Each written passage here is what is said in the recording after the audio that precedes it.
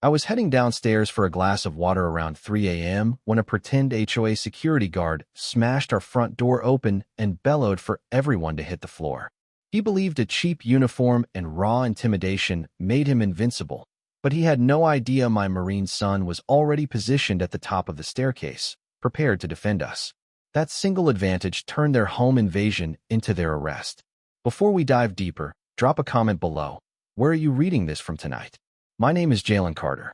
I'm 59, with knees that forecast rain more reliably than the weatherman and a genuine love for the stillness that arrives at 3 in the morning. In our quiet corner of Lewin County, that hour belongs to refrigerator hums and distant owls. Tranquility until this particular night. At 3:02 a.m., serenity ended with a thunderous crash. The entire house trembled as if struck by lightning. It wasn't a polite knock. Our beautiful cherry-stained oak door, the one I'd lovingly refinished over an entire weekend, shattered inward. Fragments of wood sprayed across the entryway like deadly confetti. For a heartbeat, my mind refused to accept reality. Maybe a moose had decided to test our doorbell.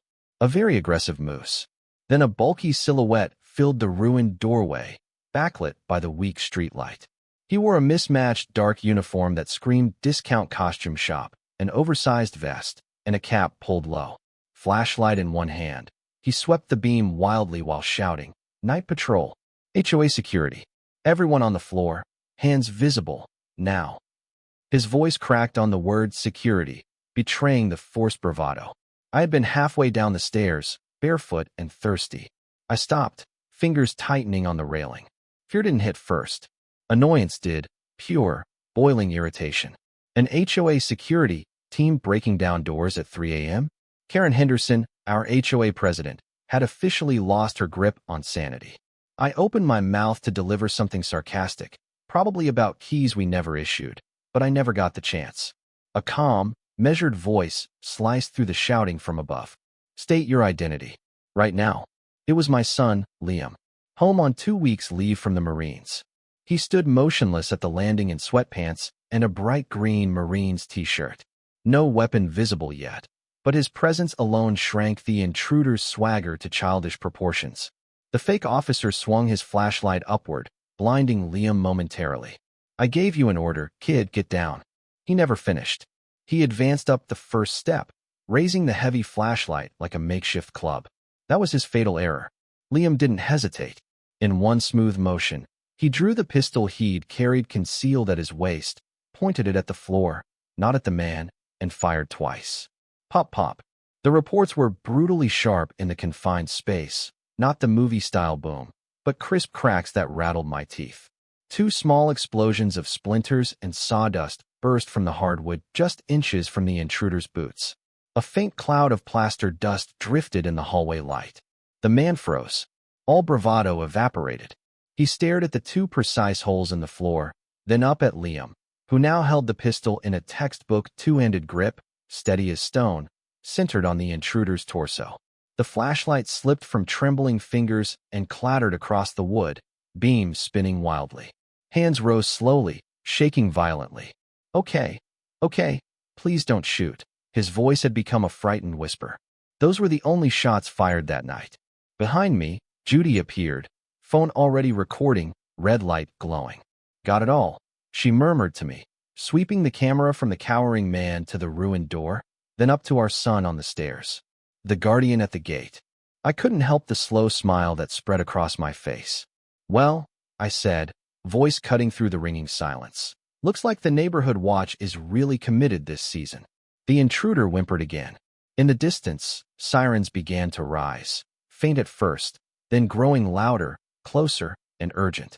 The real performance was about to start, and I had a feeling our peaceful little street would never be quite so peaceful again. The sirens escalated from a distant wail to a full-throated scream in under 30 seconds. 1 cruiser became 2, then 4. Red and blue lights painted frantic patterns across our living room walls, transforming our family emergency into a surreal light show. 2 Leon County deputies stepped through the gaping hole that used to be our front door, weapons drawn, faces serious. "Sheriff's Department. Drop the weapon." Liam complied instantly, placed the pistol gently on the top step, raised both hands slowly, palms out. Threat neutralized. Homeowner present, he stated calmly. I stepped forward, hands up, feeling faintly ridiculous in my pajamas. Jalen Carter. This is my home. I nodded toward the trembling man on the floor.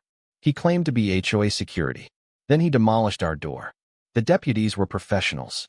They read the scene in seconds. Destroyed entrance. Terrified man in a ridiculous uniform. Me half-dressed. Liam in marine apparel. Judy quietly filming everything. One deputy kept his weapon trained on the intruder while the other holstered and approached me. You folks okay, sir? Fantastic, I replied dryly. Except for our exciting new open-air entryway. He didn't laugh, but his eyes crinkled slightly. HOA security doesn't conduct forced entries at 3 a.m., he said flatly. Excellent, I answered, because I'm completely out of spare doormats. They cuffed the man, Barry Pinter, we later learned. Late 20s, bad haircut, prior conviction for trying to buy a jet ski with a rubber check. Hardly a criminal genius. As they let him out, a sergeant entered. Older, graying mustache, eyes that had witnessed too much. He listened patiently while I recounted the door explosion, Liam's controlled warning shots, and Judy's uninterrupted video. The sergeant watched the footage, then gave Liam a respectful nod. Excellent muzzle discipline, Marine. Liam simply returned the nod. Thank you, Sergeant. Then the sergeant turned to me. HOA security, you said? That's what he screamed. They called it the Night Patrol. New program from HOA President Karen Henderson. We even got a newsletter. The sergeant made a low, meaningful grunt. Karen Henderson, he muttered, almost to himself. Yeah, we've heard that name before. And just like that, everything began falling into place. This wasn't random madness. This was part of a larger, uglier pattern. For the past year, ever since Karen seized control in a barely noticed election, our neighborhood had transformed from pleasantly dull to quietly oppressive. It started small. Citations for trash cans left out too long, garden gnomes deemed tacky, grass measured with a ruler. If it existed, Karen found fault. Judy nicknamed her the Petty Monarch. Then it grew darker. She targeted the Miller family because their teenage son played music after 9 p.m., tried to get him expelled by calling the school with fabricated complaints. She sent certified demands to old Mr. Henderson, no relation, insisting he repaint his entire house because she disliked his 40-year-old beige. The Night Patrol was her latest escalation, a supposed volunteer force of concerned citizens led by a professional security consultant meant to protect us. Protect us from what? Occasional stray dogs? Barry's door-kicking proved the truth. This was intimidation, pure and simple. Power. Control. The sergeant handed me his card. Pinter's in custody for B&E, possibly more. He's already talking, trying to save himself. Says he was just following orders. Orders from whom? I asked, though the answer was obvious. He hasn't named her yet, the sergeant replied, giving me a knowing look. But we've had other strange reports, people feeling watched, baseless complaints to the county, all circling back to your HOA. He glanced at the ruined doorframe and sighed. This is a whole new level. As dawn painted the sky orange behind the flashing police lights, the weight of it settled in. This wasn't just about a broken door or a terrified thug. This was war. Karen Henderson had brought violence to my family's doorstep. As the last cruiser pulled away, I looked at Judy, already searching for door contractors on her laptop. She met my eyes and gave a small, resolute nod. No words needed. The battle lines had been drawn. The next morning, our street looked like an impromptu town meeting. Neighbors clustered in driveways, whispering excitedly. News of our 3:02 a.m. drama had traveled faster than wildfire. The plywood sheet covering our doorway bore Judy's handwritten sign. Knock first. We're a bit jumpy. Our next-door neighbor George, retired accountant, chronic worrier, approached first. Jalen, is it true someone actually tried to break in? Yep. He claimed he was on the HOA welcome committee. George muttered, shaking his head. I knew Karen was bad news. Last week I got fined $100. Guess what? Let me guess, I said, leaning against my truck. Your bird feeder offended the architectural committee? Worse, he whispered. My garden hose was coiled in a non-uniform and aesthetically displeasing manner. They even included a photo. Judy joined us, handing me coffee. Aesthetically displeasing hose coils, she asked dryly. Did you pay for it? Of course, George admitted, wringing his hands. I don't want trouble. But after last night, maybe I should have fought. That became the day's refrain. As more neighbors wandered over, stories poured out like water from a broken dam. Sarah, a young mom across the street, described a midnight note on her car, tires allegedly 1/8 inch onto the grass strip. $75 fine. Old Mr. Henderson arrived, came tapping, voice quavering. She sent a certified letter, he said, eyes misting. Said if I didn't repaint my house by month's end, they'd lien my property. My wife and I built this place in '78. My grip tightened on the mug. This wasn't mere bullying. This was predatory. The pattern was clear. Karen targeted the vulnerable, elderly residents, young families too busy or intimidated to resist. Easy marks who paid to make the harassment stop. Our family wasn't an easy mark. My son is a Marine. My wife is a retired paralegal who can dissect paperwork like a surgeon. And me? I'm a stubborn old man who doesn't take kindly to being pushed. Judy listened carefully, phone discreetly recording every conversation. Did the notice come on official letterhead? Mr. Henderson, do you still have that letter? Each account added another piece to the mosaic. Karen wasn't just controlling. She was running an extortion racket, using HOA authority as cover. As we talked, a familiar minivan slowed past the house. Karen Henderson behind the wheel. She didn't stop, just turned her head and gave me a long, cold, satisfied stare. The look said, "See what happens when you defy me?" I raised my coffee in a mocking salute. She accelerated away. That woman has darkness in her soul, Mr. Henderson muttered. She wears sensible flats and carries a clipboard, I replied. A few tired chuckles broke the tension, but the mood remained heavy. This had grown bigger than my broken door. It was about the entire community. Karen had cultivated fear. She profited from it. Surrounded by worried neighbors, I understood. This was no longer just my fight. We were all in it together. They were frightened. They needed someone to lead. Judy caught my eye. She knew exactly what I was thinking. She gave the slightest nod. The stories had mapped the battlefield. Now it was time to strike back. First rule when facing a bully, learn their game. Karen's game was textbook villainy. Manufacture problems, sell solutions, profit from fear. Our mission, as Judy put it, was to trace the money and the madness. Both roads led straight back to her. We began with the security company. The newsletter boasted professional guidance from Leon County Tactical Solutions. Judy raised an eyebrow. Tactical Solutions? Sounds like a teenager's Fortnite clan name. 10 minutes of furious typing later, she laughed out loud. Look at this. Leon County Tactical Solutions had a corporate address at 125B Main Street, a mailbox rental store in a strip mall. $20 a month for a P.O. box. Professional security firm, I muttered. Headquarters between packing peanuts and priority mail. Next, Barry Pinter himself. Public records were kind. Freelance lawn guy. Part-time bouncer. And, most damning, employee of Henderson Home Renovations, LLC. Single owner, Karen Henderson. The picture sharpened. Karen creates misery through HOA power. Her employee Barry terrorizes residents with fake authority. Her renovation company probably fixes up the houses she scares people out of. Judy went deeper, cross-referenced most harassed addresses with recent sales. Nothing obvious at first. Then inspiration struck. She wouldn't use her own name, Judy mused. Too obvious. She'd hide behind another LLC. She searched recent LLC filings with generic names. 1 hour later, gold. Lowen Property Ventures LLC had purchased 2 homes in our neighborhood in 6 months, both well below market value. Both sellers had left abruptly, complaining of relentless HOA pressure. Registered agent for Lowen Property Ventures? A lawyer sharing an office building with Karen's accountant. Thin thread, but a thread. So let me summarize, I said, pacing.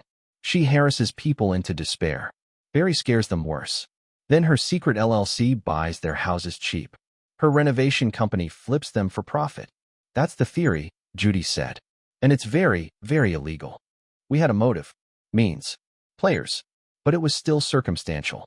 We needed direct connection, her voice admitting the scheme. We printed everything. Fake security filings, Barry's employment, property transfers. Judy labeled the binder, the Karen file. Looking at the growing stack, cold fury settled in my chest.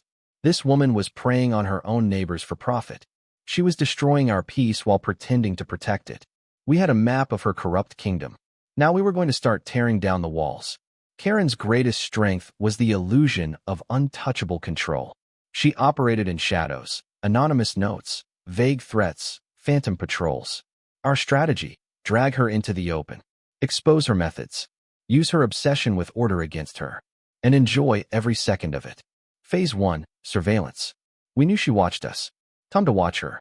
I purchased 4 motion-activated wildlife cameras. Inexpensive, weatherproof, perfect. We didn't aim them outward. That's what she'd expect. Instead, one inside our mailbox, lens peeking through a tiny drilled hole. One in a birdhouse on the front yard tree, wide view of the street. 2 more trusted neighbors, George and Sarah, different angles. Within 48 hours, jackpot. Mailbox camera captured Karen in perfect clarity, slipping a violation notice inside. This one complained about our temporary plywood door. Unapproved structural modification. And signed, of course, her signature style. But now we had photographic proof of her personally placing anonymous threats. Then the birdhouse camera delivered at 1 a.m. A dark sedan crept down the street, lights off, moving at walking speed. It paused in front of our house for a full minute. Night vision showed Karen's silhouette clearly. She was conducting her own creepy surveillance runs. She thought she was invisible. Now she was on digital record. Phase 2: Disruption. We knew Barry, now out on bail, to our disgust, or Karen herself prowled at night with a ruler and camera, hunting violations. So we gave them a violation to remember. I bought motion-activated sprinklers. Instead of connecting to the main line, I rigged them to a bucket filled with water and green food coloring. Judy's suggestion: harmless, but unforgettable on khaki pants. We positioned them behind bushes at the property edge, exactly where a snoop would step. We didn't wait long. 2 a.m. the next night, George whispered into the phone, "He's on your lawn." We watched from the upstairs window. Barry, nervous and twitchy, creeping along the edge, photographing our joke garden gnome. One step too far. The sprinklers fired with a hiss. Green water blasted him from waist to shoes. He shrieked, slipped, landed hard on his rear, then scrambled away, leaving green puddles on the sidewalk. We laughed until our sides hurt. The next day at the grocery store, Barry's jeans still carried a faint green tint. He saw us, flushed crimson, and practically sprinted out. The best part? The sprinklers were legal, deer deterrent, on our property. Karen had 0 grounds to complain. Phase 3: Psychological warfare. Judy found the official HOA bylaws online. Buried deep. All official communications must be signed by a board member and delivered certified mail or in person. Her anonymous notes were legally meaningless. So we used her own rules. We drafted a formal-looking notice citing her violations of the very bylaws she worshipped: unlawful surveillance, harassment. Printed on quality paper, crisp envelope. Late one night, dark hoodie on, I walked to her perfect colonial and tucked it under her doormat. A neighbor's camera captured her reaction the next morning. She read it. For the first time since this nightmare began, her smug mask cracked. Eyes darting, panic flickering. She looked straight toward our house. I stood at the window and gave a friendly wave. She retreated inside quickly. We had shaken her. We had shown her we knew. We had her on camera, pranked her, and beat her at her own game. The petty games weren't just amusement. They were calculated. We wanted her to be angry, reckless. An obsessive control freak doesn't handle loss of control gracefully. We knew she would strike back. Harder, uglier. We were ready. Our campaign had worked better than expected. Karen now sped past our house instead of crawling menacingly. Angry mass emails flooded the neighborhood about vandalism and disrespect for authority. She was unraveling. The explosion came on a Saturday afternoon. I was on the porch, finally reading in peace. Liam cleaned his rifle at a folding table in the yard, a sight that reassured some neighbors and alarmed others. Judy was inside, digging through more corporate filings. Karen's minivan screeched to a stop in front of our house. She stormed out, clipboard clutched like a battle axe, face twisted in rage. "Jalen Carter," she bellowed. I slowly closed my book. "Karen," I said pleasantly, "to what do I owe this honor? Did one of my squirrels violate a noise ordinance?" "You think you're so smart," she hissed, jabbing a finger. "Your stupid sprinklers, your little notes. You're in violation of multiple bylaws. Here is your official cease and desist." She thrust the clipboard at me. I didn't move. "First," I said calmly, "that's not how cease and desist orders work. Second, you are trespassing. Leave my property. I'm the HOA president. I go where I please," she shrieked. The neighbors' curtains twitched. Phones appeared. Exactly what we wanted. "No," I said, standing. "This is my home. You are not welcome. Leave. Now." For a moment, I thought she might retreat. Then fury won. With a guttural scream, she shoved me. It wasn't hard. I barely rocked. But she had crossed a very bright red line. Hands on me. On my property. In front of witnesses. Everything slowed. Before I could respond, Liam moved. He vaulted the porch rail in one fluid leap, landed beside her. No words. He took her shoving arm, folded it behind her back in a textbook armbar. Painless, but completely immobilizing. Karen squeaked in shock. She struggled. It was useless. "Let go of me," she gasped. Liam's voice was ice. "You will stand down. You will leave this property. You will never touch my father again. Understood?" Slight pressure. She winced. "Yes, okay, I understand." He held her a heartbeat longer, then released. She stumbled forward, rubbing her arm, face burning with humiliation and hatred. She looked at Liam, then me, then the growing crowd, phones recording. Without another word, she fled to her van and sped off, tires smoking. Silence. Then George started clapping. Others joined. Liam calmly returned to his rifle cleaning table as if nothing had happened. Judy appeared in the doorway, phone raised, smiling. "I think we just got our next viral thumbnail." I leaned against the column, heart still racing. This was huge. Karen had taken the fight from shadows to daylight. She had assaulted me in public. We had it on multiple videos. Her power rested on fear. At that moment, on my lawn, she looked small, weak, defeated. But cornered animals are dangerous. She would come back, desperate, vicious. We had to be ready. The porch armbar became neighborhood legend. Karen didn't fade quietly. She doubled down. We expected lawyers, official letters. We got something much worse.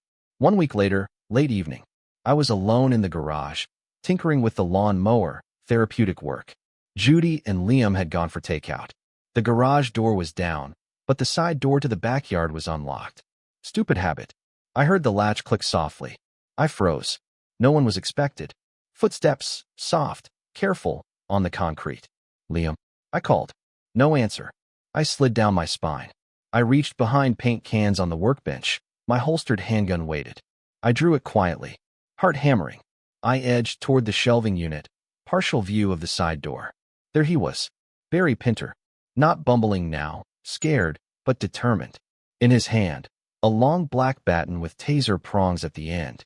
He crept toward the interior door leading to our kitchen. That was a line he would not cross. "That's far enough, Barry," I said quietly. He jumped, spun, eyes locked on me, then the pistol aimed at center mass. Face drained of color. "Whoa, Mr. Carter, calm down. Drop the taser," I said evenly. "Now." Okay, just relax." He started to lower it, then hesitated. One terrible second of indecision. I tightened my grip, finger near the trigger guard. I didn't want to shoot him, but he was armed. Inside my home, headlights flooded the closed garage door. Judy and Liam were back. Barry heard it too. Panic won. He dropped the taser, it clattered loudly. He bolted out the side door into the darkness. I exhaled shakily, lowered but didn't holster the pistol. Liam entered, food bags in hand. One look at me, the taser on the floor. He understood instantly. "Dad? Are you good?" "I'm fine. We had company." He didn't stay. Judy followed, saw the taser, face hardened. She photographed it immediately. We called the police. The same sergeant arrived. He looked at the weapon, heard the story, and sighed deeply. "She's gone full criminal," he said. "This is attempted burglary, possibly assault with a deadly weapon. But Barry will claim he panicked, dropped it, never intended to use it. Karen will say he's a disgruntled ex-employee. It becomes he said, she said." He was right. Circumstantial evidence was strong, but not airtight. We needed her voice. Her orders. On record. Time to stop reacting. Time to set the trap. The garage incident was the breaking point. Karen had moved from tyrant to conspirator. She'd sent an armed man into our home. Proof was the missing piece. We needed her confessing, on tape. Judy resisted at first. Too dangerous. She's unstable. She's arrogant. I countered. She thinks she's invincible. That's her weakness. Liam nodded. Hit her ego. She won't resist bragging. The plan was simple but high risk. I would approach Karen pretending defeat. Tell her she'd won. We were exhausted, ready to sell. I'd ask her advice on selling quickly and quietly, without further HOA harassment. I'd hint I knew she had buyer connections. Goal: get her talking about Lewin Property Ventures, the patrol's true purpose, and, most critically, admitting she directed Barry's actions. We needed professional equipment. Judy's paralegal network led us to Frank, retired detective turned PI. Bulldog face, hated bullies. After reviewing the Karen file, he grunted, I'm in. He fitted me with a high-quality digital recorder disguised as a shirt button, plus a backup pen recorder. Redundancy saves cases, he said. Use emotional language. Make her feel victorious. People like her love to gloat. Next morning, I drove to the cafe where Karen held daily court with her 2 loyal board lackeys. I walked in looking worn, beaten. I approached her table. Karen, can we speak privately? Surprise, then a victorious smile spread across her face. She excused herself and followed me to a quiet booth. I slumped, defeated. You win, I said heavily. I'm done fighting.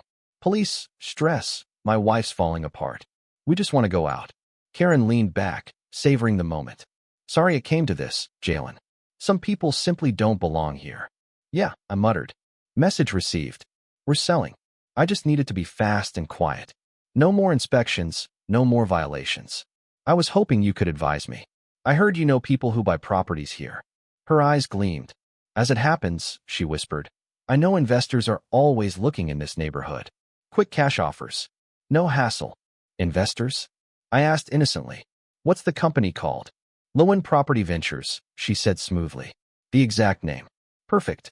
But while we're selling, I continued, can you make sure your night patrol guys leave us alone? The guy you sent into my garage, that was too far. I watched her carefully. She didn't deny. She leaned closer, voice low. Barry's an idiot. He wasn't supposed to get caught. The patrol isn't about fighting. It's about maintaining standards. Fear creates compliance. People who don't belong move on. She actually said fear. Then she delivered the killing blow. She grabbed a napkin, pulled a pen, and sketched. It's handled, she said confidently. Patrol's been told to leave your place alone. Next 2 weeks they'll focus on the Millers on Oak and Old Man Henderson on Pine. We need to keep pressure on them. She drew patrol times, 1 to 3 a.m., Tuesday and Friday. Her handwriting. Today's date. A literal map of her criminal operation. I folded the napkin carefully, slipped it into my pocket. Thank you, Karen, I said, voice thick with false gratitude. This helps a lot. I walked out, heart pounding. Got in the car, drove 2 blocks, then exhaled shakily. I stopped both recorders. We had her. Voice. Handwriting. Admissions. Game over. We had the audio confession and the napkin map. We could have gone straight to the police. But that felt too quiet. This woman had terrorized an entire neighborhood. The neighborhood deserved to witness her fall. The perfect stage. The upcoming HOA town hall meeting. Normally 10 people attend. This time we made sure it was packed. Judy, George, and Sarah formed a concerned citizens group. They went door to door with one simple message. The HOA has been acting illegally. We have proof. Come to the town hall if you want your neighborhood back. The turnout was overwhelming. People were sick of fines, surveillance, and fear. Meeting night, the rented high school cafeteria overflowed. Every chair taken. People lined the walls. Karen sat at the head table, smug, flanked by her 2 nervous board members. She probably thought the crowd meant she was gaining power. Standard boring agenda first. Lawn care budget, community sign color debate. Then open the forum. I stepped to the microphone. Silence fell. Karen's smile tightened. Jalen Carter, 42, Oak Street, I said clearly. Karen, I have questions about the night patrol and a company called Lewin Property Ventures. Murmurs rippled. Karen's face froze. This is not the place for personal complaints, she snapped. Oh, I think it's exactly the place, I replied. Because my complaints are shared by many people in this room tonight. I pressed play on the Bluetooth speaker. Karen's voice filled the room, arrogant, clear. Naming her shell company. Calling Barry an idiot. admitting the patrol used fear to force compliance, naming the Millers and Mr. Henderson as next targets. When it ended, stunned silence, then eruption. People stood, shouting, pointing. Karen turned beet red, stammering about doctored audio. Judy stepped forward. For those who prefer visuals, she said calmly. She placed the napkin on the projector.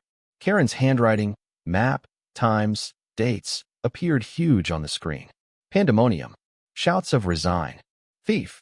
Mr. Henderson wept, supported by neighbors. The board members physically distanced themselves from Karen. Then two figures moved from the back, our sergeant and another deputy. We'd tipped them off. The sergeant approached the table.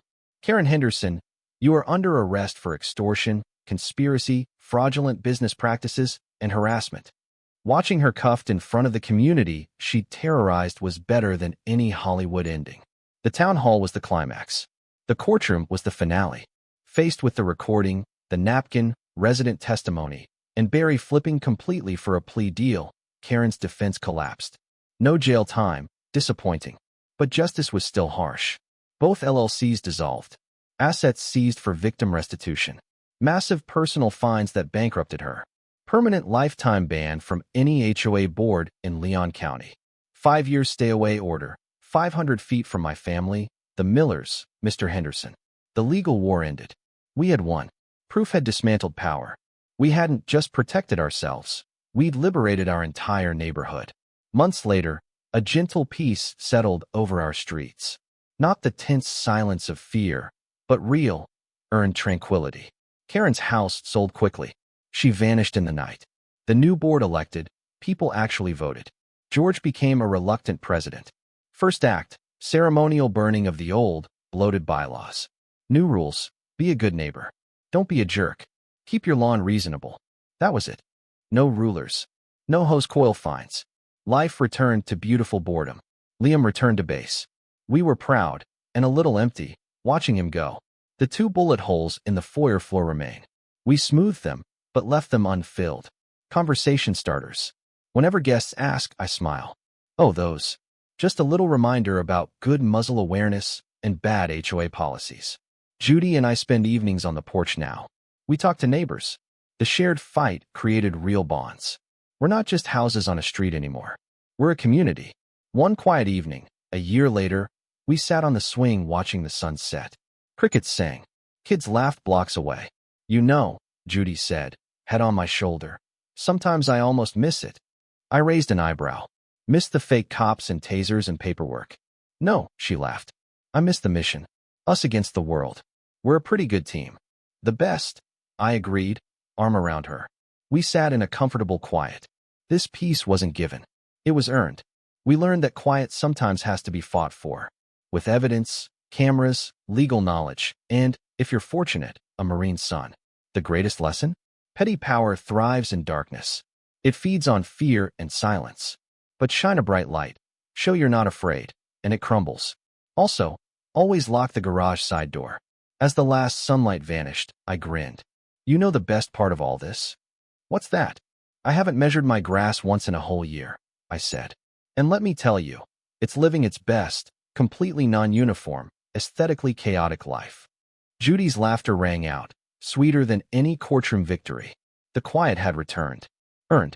And this time, we knew exactly what it cost and how to defend it.